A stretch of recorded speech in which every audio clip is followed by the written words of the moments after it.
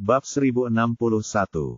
Jadi, inilah sebabnya dia tahu jenis obat apa yang digunakan untuk membiuskan Johnston, Sir, tanpa membunuhnya. Dia berpengetahuan luas dalam hal kedokteran. Sayang sekali satu kasus salah diagnosis membawanya ke lubang kelinci ini. Nicole meratapi praktik ilegal pria itu sama seperti dia membencinya. Dia mengeluarkan telepon genggamnya dan mengirim pesan kepada Cal. "Kamu ada di mana?" Dia segera menerima balasan. "Di fasilitas produksi Brave. Kamu merindukanku." Setelah memastikan bahwa Cal tidak sedang menjalankan misi, dia langsung meneleponnya. "Mengapa kamu hanya mengirim pesan teks saat kamu sedang senggang? Tidakkah kamu tahu bahwa aku sedang terburu-buru?" Konten ini dimiliki oleh novel, ram.a.org. "Ada apa?" Cal tiba-tiba menjadi gugup. Nicole tertawa. "Nah, begitulah. Aku ingin kau melakukan apa yang kau lakukan sebelumnya, dan mencari seseorang untukku. Ini informasi dan koordinat orang itu. Cari dia, dan kuharap kau bisa membawanya kembali ke sini." "Membawanya kembali, bukannya menghapusnya kali ini?" Tanya Cal untuk mengonfirmasi apa yang telah didengarnya. "Aku butuhmu untuk membawanya kembali hidup-hidup." "Hidup-hidup?" kata Nicole, mengeja kata terakhir. Sebenarnya, Cal mendengarnya dengan jelas dan hanya menggodanya dengan sengaja. "Baiklah, aku mendengarmu dengan jelas. Aku akan menyapa Zain terlebih dahulu, lalu aku akan menyelesaikannya untukmu." "Baiklah, terima kasih. Bagaimana kabarmu dan Zain?" tanya Nicole, karena ia sudah lama tidak menghubungi Zain. "Situasi di sini cukup damai. Raven belum kembali sejak kami menghajar mereka habis-habisan. Kami telah melanjutkan operasi kami sekarang, dan kami akan mundur saat orang-orang dari Churley Corporation mengambil alih," kata Cal, memberitahu Nicole tentang situasi sebenarnya di pihaknya, jadi dia tidak perlu khawatir. "Tidak ada di antara kalian yang terluka, kan?" tanya Nicole, khawatir padanya. "Tentu saja tidak," Cal membual. "Tidakkah kau tahu apa yang mampu kulakukan? Kau tidak boleh ceroboh, bahkan jika kau ahli dalam pertarungan jarak dekat. Inilah yang perlu kau ketahui. Targetnya adalah seorang dokter, dan dia tahu semua hal tentang obat penenang. Sebaiknya kau berhati-hati, atau kau akan mendapati dirimu berada di ujung jarum suntiknya yang salah," ejek Nicole. "Jangan membuatku tertawa. Apakah dia secepat aku? Aku akan mengalahkannya sebelum dia bisa membuatku mabuk," kata Cal dengan percaya diri. "Sudah lama aku tidak melihatmu," Nicole mengejek. "Sepertinya kamu sudah lebih pandai bicara. Kau tidak akan merasa senang jika tidak mengejek seseorang sehari saja, ya? Kau kan tidak pernah melihat apa yang bisa kulakukan," balas Cal. "Ya, kau memang cepat, tapi aku selalu beberapa langkah lebih maju." Nicole tertawa terbahak-bahak. "Sepertinya kau sudah semakin jago dalam memancing," Cal menanggapi dengan ramah. "Kalau begitu, kita sama saja, baik kau maupun aku. Kau belajar dari yang terbaik, Cal. Aku harus memberimu penyesuaian sikap yang kau perlukan saat aku melihatmu," Nicole mengancamnya. "Kalau begitu, saya akan menemuimu nanti," katanya. "Beranikah kau mengancamku sekarang?" Sepertinya seseorang mulai bersikap sombong akhir-akhir ini. "Aku harus terbang ke sana sebentar lagi dan menghajarmu sampai babak belur," Nicole memperingatkan. "Ya, saya takut," katanya. "Saya akan berhenti bicara sekarang. Ada yang menelepon saya. Pergilah. Ingat untuk menangkap target dan membawanya kepadaku sesegera mungkin. Aku hanya takut dia akan bersembunyi di lokasi yang lebih terpencil. Jika itu terjadi, akan lebih sulit bagi kita untuk menangkapnya," kata Nicole. "Baiklah. Aku tutup teleponnya. Selamat tinggal. Tuan Wians, jalur produksi kami telah beroperasi. Kami tinggal menunggu bahan-bahannya tiba sebelum memulai." Bab 1062. Terima kasih. Saya akan segera menghubungi pemasoknya. Jika semuanya berjalan lancar, bahan bakunya akan tiba hari ini. Martin memandang semua peralatan produksi di pabrik dengan lega, karena ia akhirnya bisa memulai proses produksi massal The Bacon. Kembali ke kantornya, Martin terlihat sedang menghubungi nomor Klaus sebelum menempelkan telepon di telinganya. "Tuan Jangkerman, saya sudah siap di sini. Bolehkah saya tahu kapan bahan-bahannya akan tiba?" "Tuan Wianis, Barang-barang itu sedang dalam perjalanan dan akan dikirimkan kepada Anda dalam waktu sekitar 1 jam. Bersiaplah untuk menerima barang-barang itu, jelas Klaus. Baiklah, Tuan Jangkerman. Saya akan segera menyelesaikan pengaturannya. Martin menutup telepon dan meletakkan telepon sambil tersenyum. Charles, beritahu orang-orang di gudang bahwa truk kargo akan tiba sekitar 1 jam lagi, kata Martin kepada asistennya. Baiklah, Tuan Wians. Saya akan mengaturnya. Sekitar 1 jam kemudian, beberapa truk pasokan memasuki pabrik Martin. Tuan Wians, truknya sudah tiba, kata Charles sambil melangkah masuk ke kantor Martin. Martin bangkit berdiri dan mengikuti Charles keluar untuk memeriksa bahan-bahan tersebut. Sementara itu, salah satu pengemudi keluar dari kendaraannya dan menyerahkan nota pengiriman kepada Martin. Tuan Wians, Anda dapat memeriksa barangnya dan membubuhkan tanda tangan Anda di sini jika sudah oke. Saya percaya pada Tuan Johnston. Terima kasih banyak, kata Martin sopan, karena ini adalah pertama kalinya dia berurusan dengan orang-orang ini. Charles, antarkan pengemudi ke ruang tunggu dan biarkan mereka bersantai sebentar. Terima kasih atas kebaikan Anda, Tuan Wians, tetapi kami harus segera menurunkan muatan, kata pengemudi itu. Dengan begitu, kami dapat melaporkan kembali ke perusahaan sesegera mungkin. Baiklah, Charles, suruh anak buah kita untuk bergegas dan mulai membongkar muatan, kata Martin. Ya, Tuan Wians. Cepatlah, semuanya. Orang-orang di pabrik menjadi sibuk, dan segera setelah itu, beberapa ton material telah diturunkan. Tuan Wians, kami berangkat, kata salah satu pengemudi truk, dan naik ke kendaraannya. Selamat tinggal. Martin kemudian berbalik dan memberi perintah. Charles, mari kita mulai sekarang. Baik, Tuan Wians, jawab Charles. Seluruh pabrik berjalan lancar. Dengan bahan baku yang masuk ke mesin, beberapa komponen penting dibuat secara bertahap. Charles, kualitas komponen ini tidak sesuai harapan. Saya ingin komponen ini segera diperbaiki, kata Martin, setelah menemukan beberapa masalah sejak awal. Seiring berjalannya waktu dan peralatan mulai beroperasi, semakin banyak masalah yang muncul. Martin segera menghentikan proses produksi dan mulai mencari tahu apa saja masalah dan kesalahannya. Jika tidak, mereka akan membuang lebih banyak bahan, yang tentu saja akan menghabiskan biaya yang sangat besar. Yo, pimpin dan minta Departemen Kontrol Kualitas untuk memantau proses-proses utama. Cari tahu apa masalah mendasarnya, dan perbaiki untuk memastikan bahwa komponen yang diproduksi memenuhi standar, perintah Martin. Baiklah, Tuan Wians, saya akan segera melakukannya, kata Yo. Martin berdiri di lantai 2, melihat semua peralatan di bawahnya. Aku bertanya-tanya, apa yang salah? Tepat pada saat itu, sebuah tangan menepuk bahunya, dan suara Nicole terdengar tiba-tiba, apa yang sedang kamu lihat? Nicole, apa yang kamu lakukan di sini? Martin meliriknya dan terus mengamati lokasi produksi di lantai bawah. Nicole menangkap suasana hati seperti apa yang sedang dialaminya, lalu bertanya, ada apa dengan ekspresi masam di wajahmu? Tidak ada, jawab Martin, karena ia tidak pandai mengungkapkan perasaannya dan biasanya menyimpan sendiri segala sesuatunya saat ia menghadapi masalah. Tidak ada apa-apa, itu terlihat jelas di wajahmu, Nicole menegaskan, karena dia merasa kasihan melihat suaminya dalam keadaan seperti ini. Apakah itu sudah jelas? Martin berbalik menghadap Nicole. Tentu saja. Apa yang terjadi? Apakah ada yang salah dengan produknya? Nicole telah tepat sasaran. Bab 1063. Yah, kualitas komponen yang diproduksi di bawah standar. Martin mendesah, masih memeras otaknya untuk mencari tahu apa yang salah. Tidak ada cara lain untuk menjelaskannya. Di bawah standar. Nicole menatapnya dengan ekspresi bingung di wajahnya. Lihat ini di tanganku. Ini bacon buatanmu, dan bagus. Jadi, aku tidak mengerti. Bagaimana mungkin ini di bawah standar? Ketika saya membuat the bacon milik Anda, produk tersebut diproduksi dalam jumlah kecil, sehingga pengendalian mutu menjadi mudah.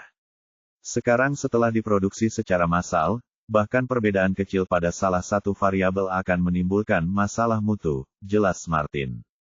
Saya mengerti sekarang, kata Nicole, ingin melihat apa yang terjadi di lokasi. Mari kita turun dan melihat apa yang terjadi. Ayo, biar kutunjukkan padamu. Martin berjalan di depan diikuti Nicole di belakangnya. Ketika mereka berhenti di depan salah satu alat itu, Martin bertanya kepada teknisi dan staf kontrol kualitas, "Hai, bagaimana keadaannya? Apakah sudah siap untuk berfungsi sebagaimana mestinya?" "Belum, kami masih memeriksanya. Berapa lama waktu yang dibutuhkan?" Martin menatap sang insinyur. "Saya tidak yakin. Pada tingkat ini, mungkin butuh beberapa menit atau waktu yang sangat lama," kata sang teknisi, karena ia belum menemukan sumber masalahnya. Martin menghela napas panjang, cemas dengan apapun yang sedang terjadi. Nicole menepuk bahunya. "Jangan khawatir, ini akan diperbaiki pada waktunya. Mari kita lihat tempat lainnya." Dia melanjutkan perjalanan menuju lokasi produksi lain bersama Nicole. "Tuan Wians, bagaimana situasi di pihak Anda?" Martin memandang Yo. "Kami telah mengidentifikasi masalahnya. Berdasarkan analisis kami, suhunya tidak cukup tinggi. Sebelumnya, kami menguji material dalam jumlah yang lebih kecil, dan suhunya mudah dikontrol. Sekarang, karena volumenya beberapa kali lebih besar, kami perlu melakukan kontrol suhu yang lebih tepat." Sekarang setelah mereka menemukan salah satu masalahnya, Martin tidak lagi tegang seperti sebelumnya. "Kerja bagus, Yo. Berdasarkan diagnosa Anda, yang perlu Anda lakukan adalah mengatur panas ke suhu yang proporsional dengan jumlah material yang kita gunakan. Semakin akurat dan konsisten, semakin baik. Semoga kali ini hasilnya lebih baik." "Baiklah, saya akan segera melanjutkan perhitungannya." Dengan salah satu masalah utama teratasi, Martin tampak lebih nyaman dengan dirinya sendiri. "Ayo, kita ke sana." Begitu keduanya berjalan ke sisi lain lokasi produksi lagi, dia bertanya, "Apakah ada masalah di pihak kalian?" "Tidak, kami hanya menunggu perakitan akhir," kata salah satu pria itu. "Tuan Wians, apakah gelombang pertama The Beacon akan keluar hari ini tanpa masalah lebih lanjut?" "Sejujurnya, saya tidak tahu," jawabnya. "Ada beberapa masalah selama 2 tahap pertama, tetapi jika semuanya dapat diatasi, kami dapat melanjutkan produksi hari ini juga." "Baiklah, kalian harus melakukan pemeriksaan lebih lanjut dan memastikan tidak ada yang salah." Martin sangat berhati-hati, mengambil pendekatan hati-hati di setiap stasiun kerja. "Jangan khawatir, Tuan Wians. Kami akan memastikan semuanya berjalan sesuai rencana." Martin tersenyum. "Tepat sekali. Sekarang, tampaknya hanya ada 2 lokasi yang belum diperiksa. Saya akan pergi ke lokasi pertama dan memeriksanya. Mengapa Anda tidak tetap tinggal di lokasi lainnya dan membantu mengatur suhu?" kata Nicole, merasa bahwa masalah di lokasi pertama lebih serius, dan dia siap membantu. Martin memandang Nicole dan mengangguk, berharap dia bisa membantunya memecahkan masalah itu sesegera mungkin. Oke, ketika Nicole kembali ke lokasi pertama tempat teknisi itu berada, ia mengamati peralatan itu lama-lama dan bertanya, "Halo. Apakah Anda sudah menemukan masalahnya?" Insinyur itu menatap Nicole. "Belum. Biarkan aku melihatnya bersamamu." Nicole melangkah maju. Insinyur itu melirik Nicole, menolak menganggapnya serius. "Hei anak kecil, apakah kau tahu apa yang seharusnya kau lakukan?" Nicole menyadari rasa jijik sang insinyur dan berkata, "Ya, sedikit." "Kalau begitu, jangan halangi kami." Insinyur itu mengabaikan Nicole dan melanjutkan diskusi dengan rekan-rekannya. "Hei kru, mari kita lanjutkan." Bab 1064. Nicole menatap insinyur yang merasa puas itu, berniat untuk membiarkan dia gagal dalam usahanya dan turun tangan untuk membantunya saat dia benar-benar kehabisan pilihan. Dia menarik kursi dan duduk untuk memperhatikan mereka berdiskusi. Para insinyur bekerja sama dan setelah pengujian dilakukan, mereka mengikuti prosedur yang telah disepakati. Namun, yang mereka hadapi hanyalah kegagalan demi kegagalan. "Bagaimana ini bisa terjadi?" Insinyur itu bertanya, mempertanyakan kemampuannya sendiri.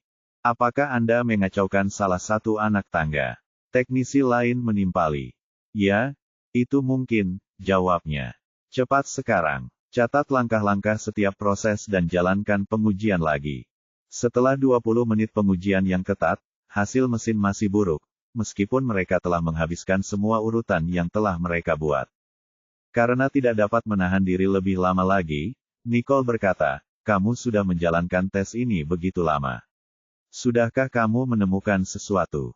Insinyur itu, yang tidak dapat mengidentifikasi masalahnya, benar-benar frustrasi. Dia berbalik dan melotot ke arah Nicole. "Belum. Kenapa kamu masih di sini? Kalian telah membuang begitu banyak waktu dan sumber daya untuk mencoba mengungkap apa yang salah, dan masih saja, kalian tidak mendapatkan hasil apapun. Apakah kalian benar-benar insinyur?" kata Nicole sambil menatap mereka dengan alis terangkat. "Apa yang baru saja kau katakan padaku?" teriak sang insinyur dengan wajah merah karena malu dan marah. "Siapa yang memberimu hak untuk menanyai kami? Aku akan memberitahumu bahwa kami adalah insinyur terbaik di bidang ini." Bahkan Tuan Wians memperhatikan nada bicaranya saat berbicara kepada kami. "Jadi menurutmu siapa dirimu, yang berbicara kepada kami seperti itu, bocah? Apakah Anda kerabat Tuan Wians?" tanyanya setelah jeda sejenak. "Kerabat? Aku bukan kerabatnya. Aku temannya. Aku tidak peduli siapa dirimu. Kau tidak bisa begitu saja masuk dan menghalangi pekerjaan kami di sini." "Enyahlah." Seorang insinyur setengah baya menyela Nicole dan mengusirnya. "Aku tidak tahu dari mana Martin mempekerjakan kalian, orang-orang bodoh," kata Nicole. "Kalian semua berbicara dengan baik, tetapi ketika tiba saatnya bagi kalian untuk menyelesaikan sesuatu, kalian tidak mendapatkan apapun untuk ditunjukkan. Apa yang kau bicarakan, dasar bocah nakal? Aku sudah selesai bertengkar dengan kalian. Minggirlah." Nicole berkata dengan nada serius saat mata hitamnya berbinar. Para insinyur itu terkejut saat Nicole menunjukkan sikap percaya dirinya yang unik. Meskipun mereka masih meragukan kemampuan dan pengetahuannya, mereka mengalah dan tetap minggir. Nicole lalu melangkah maju untuk memeriksa peralatan yang diawasi oleh para teknisi. Dia mengamati mesin itu dengan saksama. Mengingat pelajaran yang telah dipelajari para insinyur beberapa saat yang lalu, dia menyimpulkan bahwa masalahnya bukan terletak pada prosedur pengoperasian, tetapi pada kualitas bahan. Dengan teori ini dalam pikirannya, Nicole melanjutkan dengan memeriksa bahan-bahannya. Melalui penggunaan instrumen, ia dapat memastikan bahwa bahan mentahnya dalam kondisi baik. Sang insinyur, yang menyadari bahwa Nicole sendiri juga kebingungan, menimpali, "Saya lihat kamu sendiri tidak mampu menemukan jawabannya. Apakah kamu sudah siap untuk memakan kue sederhana itu?" Nicole menatapnya sekilas dan melanjutkan pemeriksaannya. Karena tidak ada masalah dengan bahan bakunya, pasti ada yang salah dengan perangkat kerasnya. Tapi, mesinnya baru. Bagaimana ini bisa menjadi penyebab semua ini? Saat dia mulai memeriksa alat itu lebih teliti, Martin berjalan santai dan langsung menghampiri sang teknisi. "Bagaimana? Apakah sekarang sudah bisa dioperasikan?" Teknisi itu menggelengkan kepalanya dan memberi isyarat pada Martin untuk melihat Nicole yang sedang memeriksa peralatan. "Nicole, apa yang sedang kamu lakukan?" "Aku sedang memeriksanya, sayang." Nicole menjawab tanpa menatapnya. "Tidak apa-apa. Ada insinyur di sini," kata Martin, tidak ingin membebani Nicole. "Tidak apa-apa," jawabnya. "Apakah Anda tidak terburu-buru untuk memulai produksi? Saya perhatikan bahwa mereka tidak dapat menanganinya, jadi saya memutuskan untuk mencobanya." "Jangan berani-beraninya kau mengatakan omong kosong itu di depan Tuan Wians." Para insinyur berteriak, takut mereka akan kehilangan pekerjaan karena apa yang dikatakannya. "Kau boleh diam saja dan menonton, atau kau bisa keluar dari sini," balas Nicole saat Martin terus menonton. Bab 1065. Para insinyur itu merasa dipermalukan, dan mulai berbicara kepada Martin. Namun sebelum mereka sempat berbicara, Martin menoleh kepada mereka dan berkata, "Dengarkan saja dia." Hal itu membuat mereka tak bisa berkata apa-apa, sebab mereka tidak menduga Martin akan memberikan kebebasan kepada Nicole. "Tuan Wians, saya tidak tahu seberapa dekat Anda dengan wanita ini. Dia tidak tahu apa-apa tentang apa yang sedang kita lakukan. Namun, dia sangat tahu bagaimana cara berpura-pura. Dia bahkan menghina kita," Kami menuntut penjelasan dari Anda. Anda harus memberikannya kepada kami. Kalau tidak, saya khawatir kita tidak dapat terus bekerja sama dalam hal ini, kata insinyur setengah baya itu memimpin. Martin baru saja hendak berbicara ketika peralatan mulai berfungsi sebagaimana mestinya, dengan beberapa bagian mulai diproduksi. Sebagai tanggapan, sang insinyur menelan harga dirinya saat dia melihat mesin itu bekerja sebagaimana mestinya. Dia tetap diam saat Nicole dan Martin melanjutkan untuk memeriksa kualitas komponen yang sedang dibuat. Saat memeriksa produk tersebut, Martin berkata, "Yang ini dapat diterima." Lalu dia menatap Nicole dengan gembira. "Hebat, Nicole. Aku tahu aku bisa mengandalkanmu. Terima kasih banyak." "Baiklah, mari kita mulai semuanya," kata Nicole, mendesaknya untuk mulai bekerja. "Baik. Apakah semua orang di tempat kerja mereka siap untuk melanjutkan?" teriak Martin. "Ya, petik 2. Biarkan produksi massal dimulai," Martin mengumumkan. Setelah itu setiap peralatan mulai beroperasi, menghasilkan sejumlah besar suku cadang. "Yo, pastikan kualitasnya terkontrol," kata Martin mengingatkannya dengan penuh perhatian. "Baiklah," kata Yo. Nicole melirik ke arah para insinyur itu dan berjalan santai melewati mereka. Mereka bergegas mengikutinya, dan salah satu dari mereka berkata, "Kami sangat menyesal, Nona Riddle. Itu kesalahan kami. Saya harap Anda dapat memaafkan kami." Pada saat yang sama, Martin menyerbu dan berkata, "Kalian berdua dipecat. Saya tidak mampu mempekerjakan kalian lagi." Para insinyur itu tidak menduga Martin akan membebaskan mereka dari tugas, jadi mereka memohon padanya. "Tuan Wians, kami minta maaf karena telah bicara beberapa saat yang lalu. Mohon maafkan kami. Apakah kalian lupa betapa kasarnya kalian terhadap Nona Riddle?" Martin melotot ke arah mereka. "Ini semua salahku," sang insinyur memohon. "Aku akan mengakuinya." "Jangan ikuti aku," kata Martin. "Kamu tidak tahu siapa yang telah kamu sakiti, bukan?"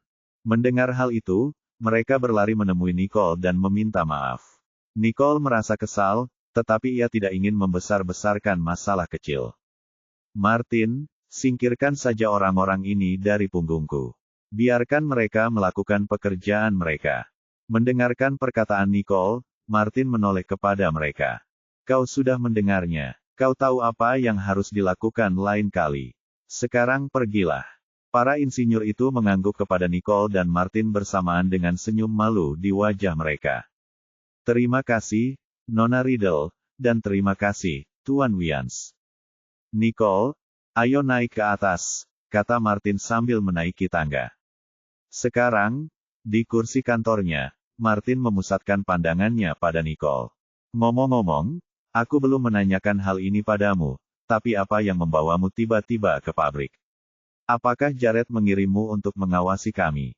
Sekarang kau sedang ingin mengolok-olokku lagi, bukan?" Nicole menatapnya tajam. Martin tersentak. "Tidak, saya hanya senang produksi telah dilanjutkan." Kemudian, dia bangkit dan berjalan langsung menuju jendela dari lantai sampai ke langit-langit, tempat dia bisa melihat lokasi produksi yang sibuk di bawah.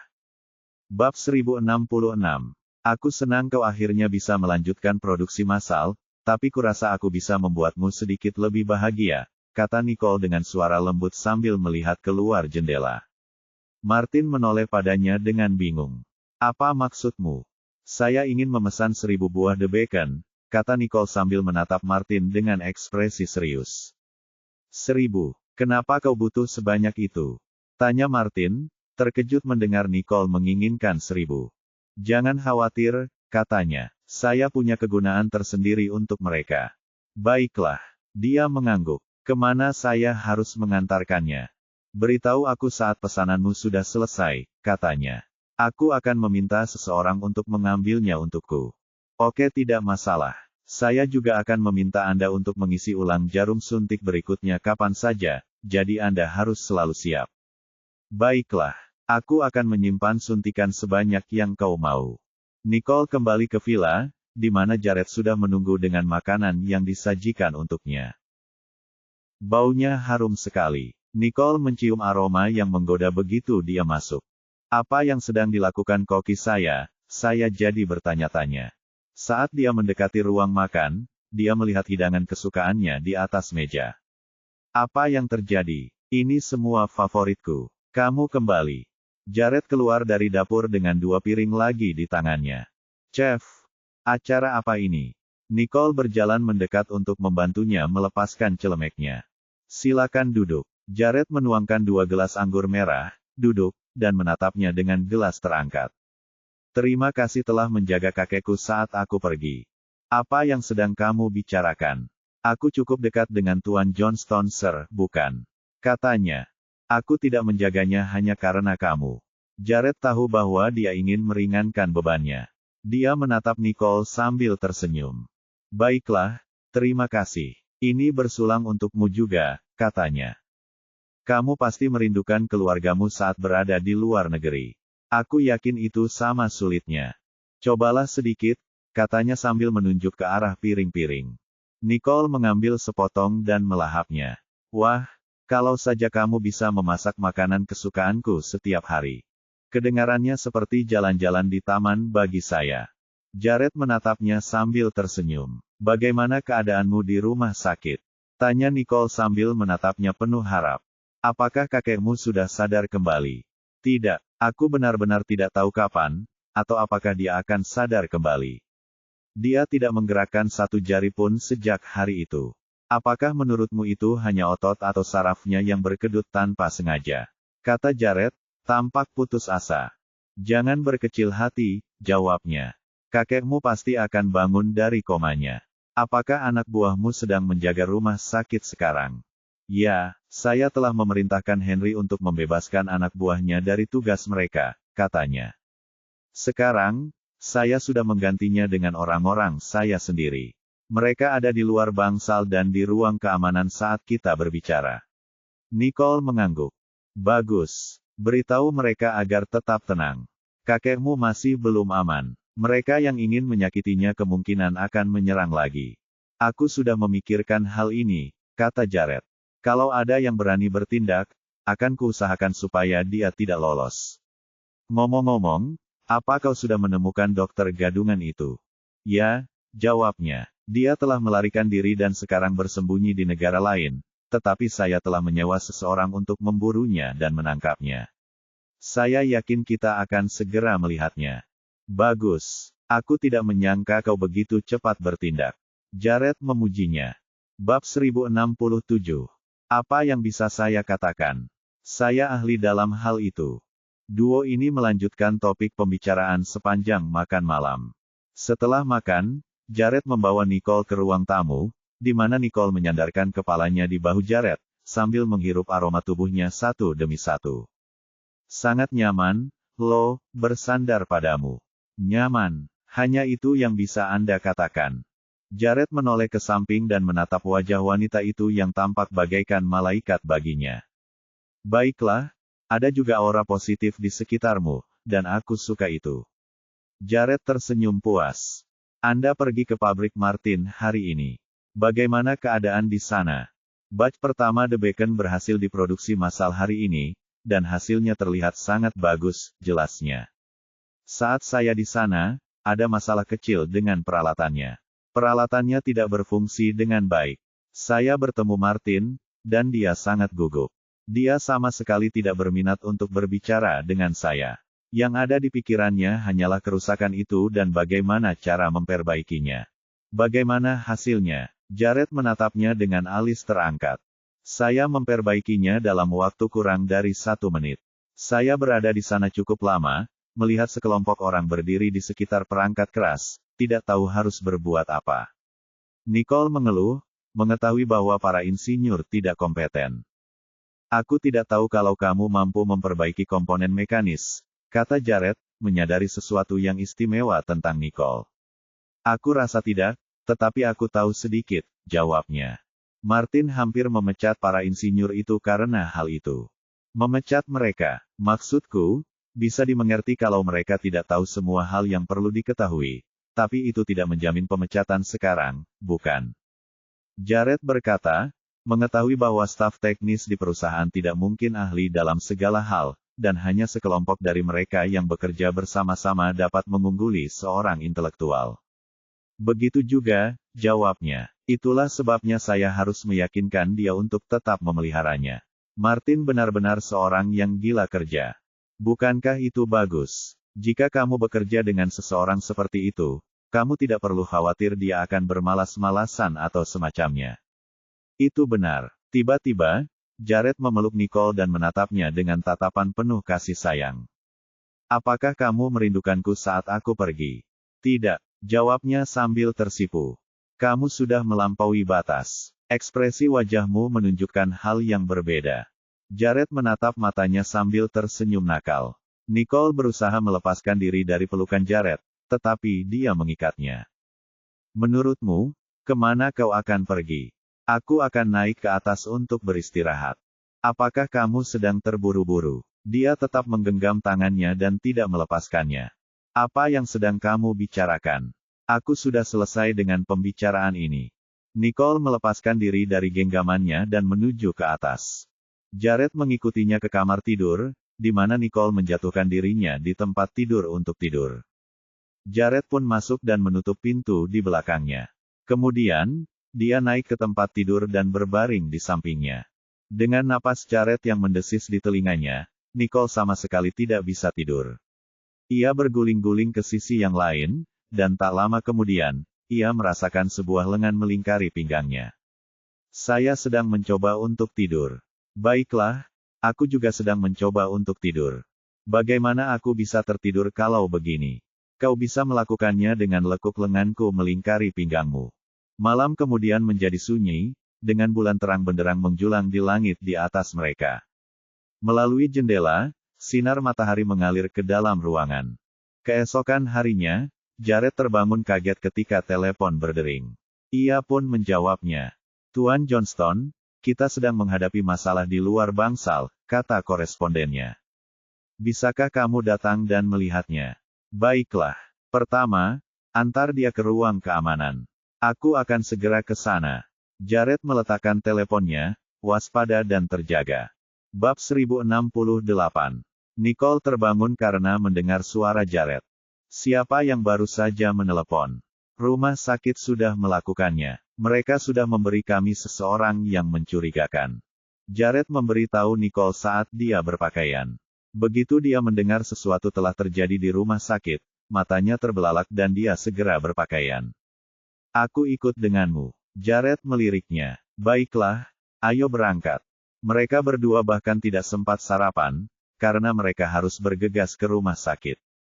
Setibanya di sana, Jared dan Nicole langsung menuju bangsal untuk memeriksa Tuan Johnston, Sir. Ketika pengawal di pintu melihat Jared mendekat, mereka menyambutnya. Bagaimana keadaan Tuan Johnston, Sir? Tanya Jared, khawatir pada kakeknya. Dia aman. Tersangka tidak berhasil masuk. Bagus. Jared mendorong pintu hingga terbuka dan masuk. Johnston, Sir, masih terbaring tenang di ranjang rumah sakitnya, dan semua peralatan di sekitarnya berfungsi sebagaimana mestinya. Tetaplah di sini bersama kakek, sementara aku menuju ke ruang keamanan untuk melihat siapa orang itu, kata Jared kepada Nicole. Baiklah, katanya. Teruskan. Jared bergegas menuju ruang keamanan. Ketika seorang pengawal melihatnya mendekat, dia membuka pintu dan menyapa Jared.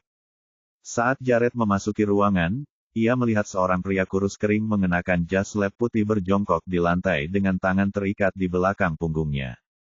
Penjaga itu membawakan Jared sebuah kursi, dan Jared pun segera mendudukinya. Ia lalu mengamati lelaki kurus itu dari atas sampai bawah. Dilihat dari perawakannya, pria itu mungkin menderita kekurangan gizi kronis. Sepatu kulit di kakinya bahkan terlalu besar untuk kakinya. Tuan Johnston, ini jarum suntik yang ditemukan dari tubuhnya, kata petugas keamanan itu sambil menyerahkan jarum suntik yang sudah disiapkan. Ia mengambilnya dan mengamatinya. Kirim ke lab dan analisis isinya. Oke. Siapa namamu? Jared menatap laki-laki itu dan bertanya dengan suara rendah. Laki-laki itu menatap Jared dengan takut-takut. Namanya Cece. Saya ingin nama asli Anda. Conrad Calhoun, adalah nama yang diberikan kepada seorang pria yang bernama John. Siapa yang mengirimmu? Aku tidak mengerti apa yang kau bicarakan. Protes Conrad. Saya seorang dokter dan saya bekerja di sini. Lepaskan saya atau saya akan memanggil polisi. Kau ingin menelepon polisi? Jared menatap lelaki itu sambil menyeringai, bermaksud untuk mengetahui apakah dia punya nyali untuk melakukannya. Bagus. Aku pasti sudah lupa kalau kau tidak mengingatkanku. Seseorang lepaskan ikatannya dan berikan dia telepon. Ketika petugas keamanan meletakkan telepon di depannya dengan nomor 911 yang sudah dihubungi, Conrad menelan ludah dan menyerah. Ia tidak berani menyentuh ikon panggilan pada antarmuka. Jared melihat ini dan mencibir. Kupikir kau bilang kau ingin memanggil polisi untuk menangkapku. Yang perlu kau lakukan hanyalah menekan ikon kecil di sana. Kenapa kau tidak melakukannya? Apa yang perlu ditakutkan? Bab 1069. Jangan menuduhku tidak memberimu kesempatan untuk menelepon. Aku akan menghitung mundur dari 10. Jika kau tidak memberitahuku, aku akan menyimpannya dan kau tidak akan pernah mendapat kesempatan lagi untuk melakukannya. 10, 9, 8, 7, 6, 5, 4, 3, 2, 1. Jared mengangguk pada pengawalnya, lalu pengawalnya berjalan mendekat dan mengambil kembali ponselnya. Jika kau tidak ingin menelepon polisi, setidaknya beritahu aku siapa yang mengirimmu. Jared berkata dengan ekspresi tajam, seakan-akan dia bisa menghanguskan lelaki itu dengan tatapannya. Aku sebenarnya seorang dokter. Kenapa kau tidak percaya padaku? Tanya Conrad sambil tergagap, masih tidak mau mengatakan yang sebenarnya pada Jared. Kamu masih bungkam saja, iya. Kata Jared. Baiklah, di departemen mana kamu bekerja? Saya seorang dokter bedah. Conrad tergagap setelah ragu sejenak. Sekalipun apa yang dikatakannya benar, tetap saja tidak ada alasan yang sah baginya untuk memasuki bangsal Tuan Johnston, Sir. Kau berbohong, balas Jared. Kau tidak pernah menjadi dokter bedah. Kau hanya mencoba mengelak. Izinkan aku mengingatkanmu bahwa orang yang mempekerjakanmu untuk melakukan ini sudah tahu bahwa kau telah tertangkap. Ia mungkin sedang memikirkan cara untuk menutupi jejak dengan membunuhmu. Namun, disinilah kau, mencoba untuk tidak mengekspos mereka. Pikirkan tentang dirimu sendiri. Apakah ini sepadan? Mata Conrad berkedut saat mendengar kata-kata Jared. Benarkah mereka akan membunuhku seperti yang dikatakannya? Pada saat ini, Conrad sudah berpikir ulang tentang apakah dia harus merahasiakan identitas kontraktornya. Jared mulai memancingnya dengan berkata, sudahkah kau memikirkan jawabanmu? Jika kau punya masalah, katakan saja padaku. Aku akan melakukan yang terbaik untuk memastikan keselamatanmu, tetapi pertama-tama, kau harus mengatakan yang sebenarnya. Mata Conrad berputar dan keringat dingin mulai menetes di dahinya. Itu adalah keputusan yang sulit untuk dibuat, tetapi setelah ragu-ragu sejenak, dia mendongak ke arah Jared.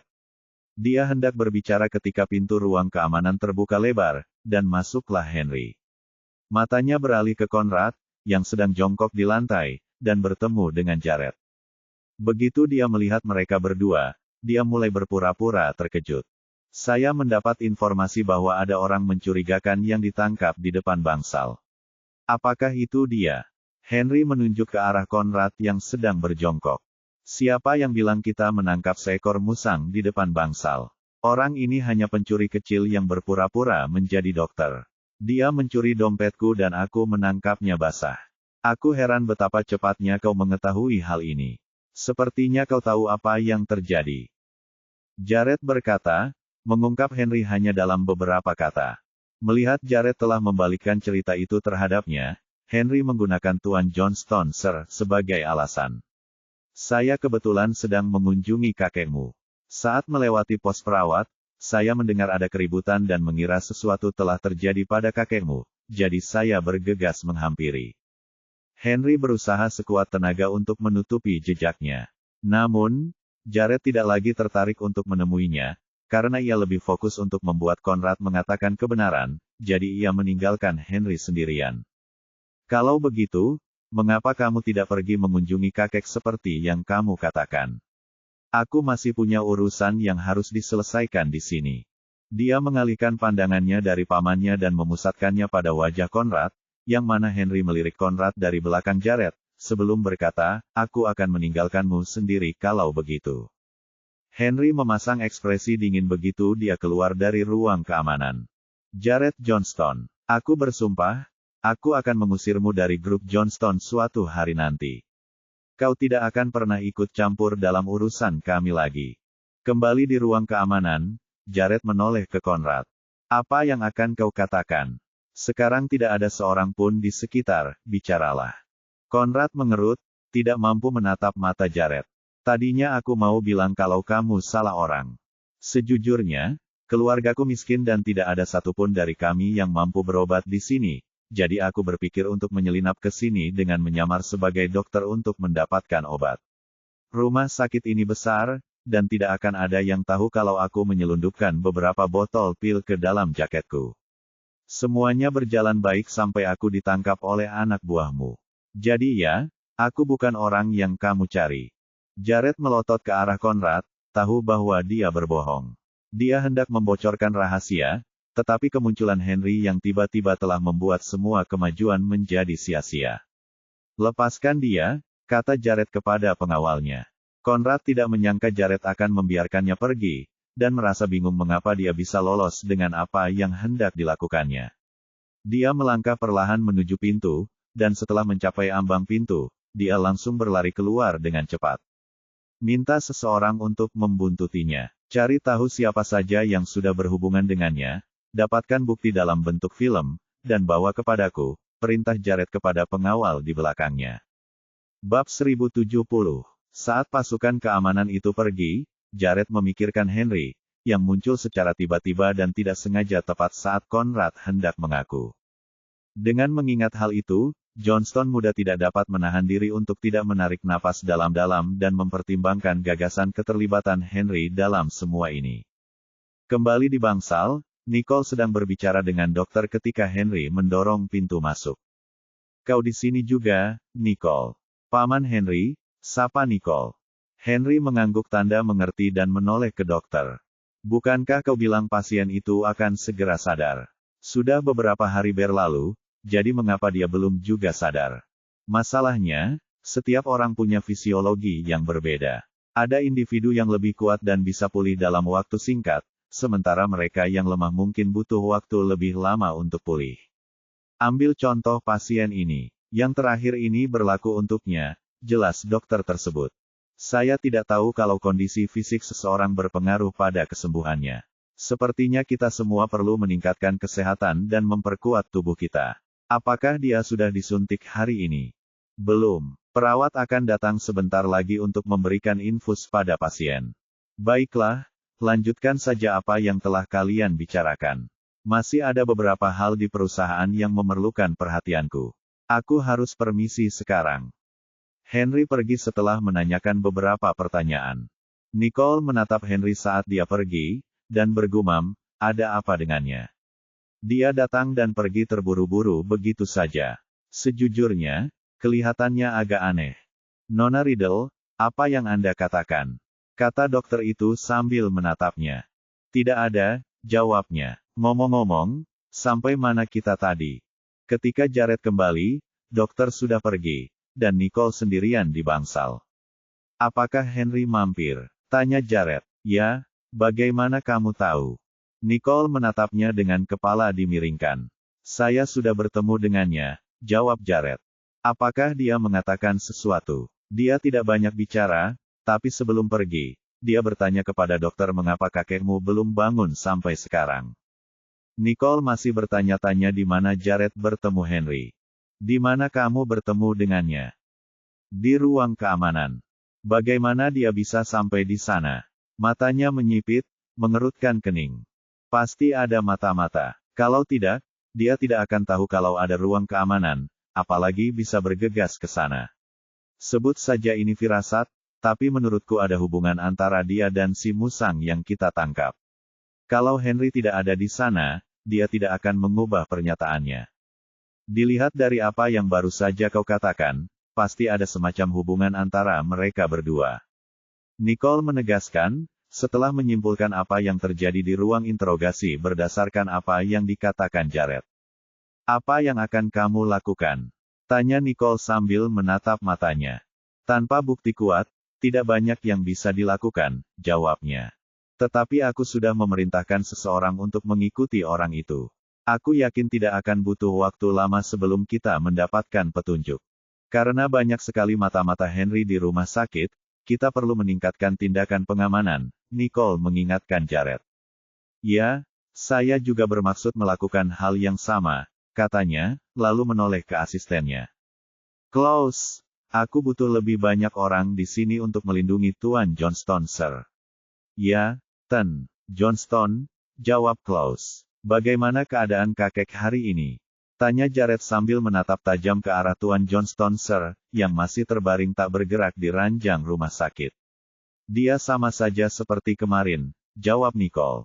Tidak ada yang berubah. Ekspresi kecewa tampak di wajah Jared saat ia menatap kakeknya, bertanya-tanya kapan lelaki tua itu akhirnya akan bangun dari komanya.